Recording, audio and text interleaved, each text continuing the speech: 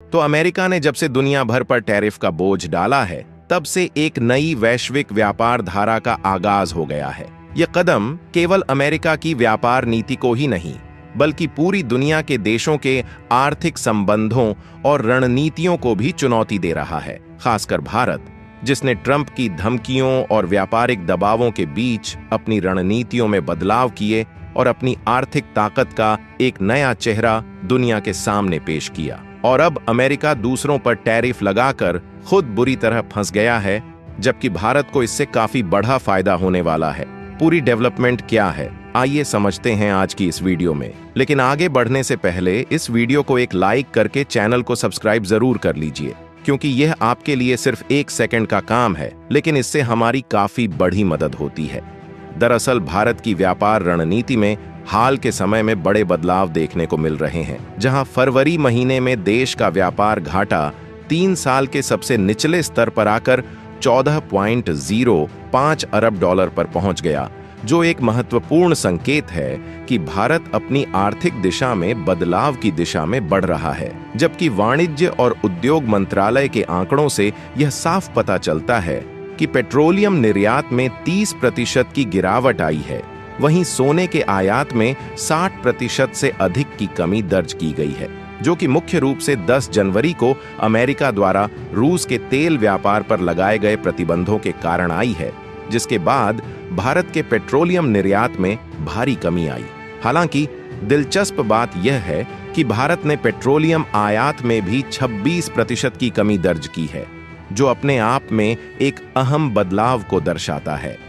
और तो और इस महीने निर्यात में 10.8% की गिरावट देखी गई, जो कुल 36.9 अरब डॉलर के स्तर तक पहुंच गई, जबकि आयात में 16.3% की गिरावट आई और यह 50.96 अरब डॉलर पर आकर ठहर गया, जो भारतीय अर्थव्यवस्था के लिए महत्वपूर्ण संकेत हैं। और देखा जाए तो ट्रंप के रेसिप्रोकल टैरिफ, जवाबी टैरिफ की धमकियों के बीच ये आंकड़े भारत के व्यापारिक समीकरण को नया मोड़ दे रहे हैं। लेकिन सवाल ये है, क्या भारत ने अपनी व्यापारिक रणनीतियों में बदलाव कर इन धमकियों का मुकाबला करने का तरीका ढूंढ लिया है? दरअसल फरवरी में भारत का व्यापार घाटा कम होने के बावजूद निर्यात में लगातार गिरावट एक बड़ी चिंता बनकर सामने आई है। ऐसे में सरकार और उद्योग जगत इस स्थिति को सुधारने के लिए कदम उठा रहे हैं, लेकिन आमतौर पर व्यापार घाटे का कम होना अर्थव्यवस्था के लिए सकारात्मक संकेत माना जाता है, क्योंकि इसका मतलब है कि आयात निर्यात की तुलना में कम हो रहा है और यह दर्शाता है कि देश अपने खर्चों को नियंत्रण में रखने की दिशा में बढ़ रहा है। और देखा जाए तो पेट्रोलियम निर्यात में 30% की भारी गिरावट और सोने के आयात में 60% से अधिक की कमी इसके मुख्य कारण रहे हैं, जो विशेष रूप से जनवरी में अमेरिका द्वारा रूस के तेल व्यापार पर लगाए गए प्रतिबंधों से जुड़ी है, जिसने भारत के पेट्रोलियम निर्यात को प्रभावित किया। इन प्रतिबंधों का असर 183 तेल टैंकरों पर पड़ा, जिससे भारत के तेल निर्यात में कमी आई। और देखा जाए तो फरवरी में भारत का निर्यात गिरकर 36.8 अरब डॉलर पर आ गया और यह लगातार चौथा महीना है जब निर्यात में गिरावट देखने को मिली है। यह आंकड़ा निश्चित रूप से चिंता का विषय है, क्योंकि निर्यात में लगातार गिरावट भारत की व्यापारिक स्थिति को प्रभावित कर सकता है। इसके अलावा आयात में भी 16.3% की गिरावट आई और यह 50.96 अरब डॉलर तक पहुंच गया, जो अप्रैल 2023 के बाद का सबसे कम स्तर है। दिलचस्प बात यह है कि गैर पेट्रोलियम और गैर रत्न आभूषण निर्यात में भी 5% की कमी आई है, जो व्यापक व्यापारिक परिस्थितियों का एक और संकेत है। एक्सपर्ट के मुताबिक पिछला साल बहुत ही मुश्किल साल रहा है, लेकिन खुशी की बात यह है कि प्रगति को देखते हुए इस साल कुल निर्यात 800 अरब डॉलर से अधिक होगा। अगर हम आंकड़ों की बात करें तो व्यापार घाटा वित्त वर्ष 2024 से 25 के पहले 10 महीनों के औसत 23 अरब डॉलर से काफी कम था, जिससे अब उम्मीद है कि चालू खाता में लगभग 5 अरब डॉलर का सरप्लस दिखाएगा, जो जीडीपी का लगभग 0.5% है।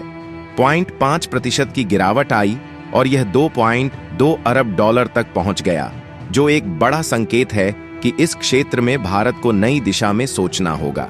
इसके अलावा रत्न और आभूषण निर्यात में भी 20.7% की कमी आई और यह 2.5 अरब डॉलर पर आकर ठहर गया। वहीं आयरन ओर और स्टील से जुड़े आयात में भी 23% की गिरावट आई, जो मुख्यतः स्टील आयात पर लगाए गए प्रतिबंधों के कारण हुआ है। और देखा जाए तो फरवरी में भारत के सेवाओं का निर्यात शानदार बढ़ोतरी के साथ 23% बढ़कर 35 अरब डॉलर तक पहुंच गया, जो एक सकारात्मक संकेत है। और यह वृद्धि भारत के डिजिटल, आईटी और अन्य सेवाओं के क्षेत्र में वैश्विक मांग में बढ़ोतरी को दर्शाती है। वहीं सेवाओं के आयात में भी 8.6% का इजाफा हुआ और यह 16.8 अरब डॉलर पर पहुंच गया, जो अर्थव्यवस्था के खुलेपन और बढ़ती वैश्विक व्यापारिक जुड़ाव को स्पष्ट करता है। और यदि हम अप्रैल से लेकर फरवरी तक की बात करें तो सेवाओं का निर्यात 14% बढ़कर 354.9 अरब डॉलर तक पहुंच गया और इसके मुकाबले सेवाओं का आयात 13.3% बढ़कर 183.2 अरब डॉलर हो गया। और यहां पर गौर करने वाली बात यह है कि अमेरिका द्वारा अपनाए गए कदमों के बाद कई देशों ने व्यापार के प्रति अधिक संरक्षणवादी दृष्टिकोण अपनाना शुरू कर दिया है, जिससे अंतर्राष्ट्रीय व्यापार में अनिश्चितता और तनाव बढ़ने का खतरा है। सभी संकेत इस बात की ओर इशारा कर रहे हैं कि अमेरिका अपने टैरिफ के रुख को और कड़ा कर सकता है, जिसका असर न केवल अमेरिका बल्कि पूरी दुनिया पर पड़ सकता है। इस बीच भारत उन कुछ प्रमुख देशों में से एक है जिन्होंने इन चुनौतियों के बावजूद अपने निर्यात में अच्छा प्रदर्शन किया है। और यहां पर federation of Indian export on organisations FIEO के अध्यक्ष अश्विनी कुमार ने हाल ही में निर्यात में गिरावट के मुख्य कारणों पर चर्चा करते हुए कहा कि इसका प्रमुख कारण वैश्विक मांग में कमी है। इसके अलावा कई प्रमुख निर्यात क्षेत्रों को आने वाली चुनौतियां भी इस गिरावट के पीछे जिम्मेदार हैं, जबकि वैश्विक टैरिफ युद्ध का प्रभाव भी इस स्थिति को और जटिल बना रहा है। ऐसे में भारत के व्यापार घाटे में कमी आना देश के व्यापार क्षेत्र के फिर से संतुलित होने का सकारात्मक संकेत है। हालांकि निर्यात में कुछ चुनौतियां सामने आ रही हैं, लेकिन आयात में तेज गिरावट यह दर्शाती है कि विदेशी वस्तुओं की मांग में कमी आई है।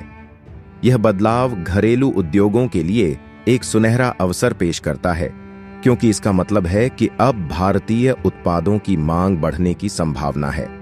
ऐसे में घरेलू निर्माता अपनी स्थिति को मजबूत करने के साथ साथ वैश्विक बाजार में भी बेहतर प्रतिस्पर्धा कर सकते हैं। और यह समय भारत के व्यापारिक परिदृश्य में बदलाव और नई संभावनाओं की शुरुआत का हो सकता है।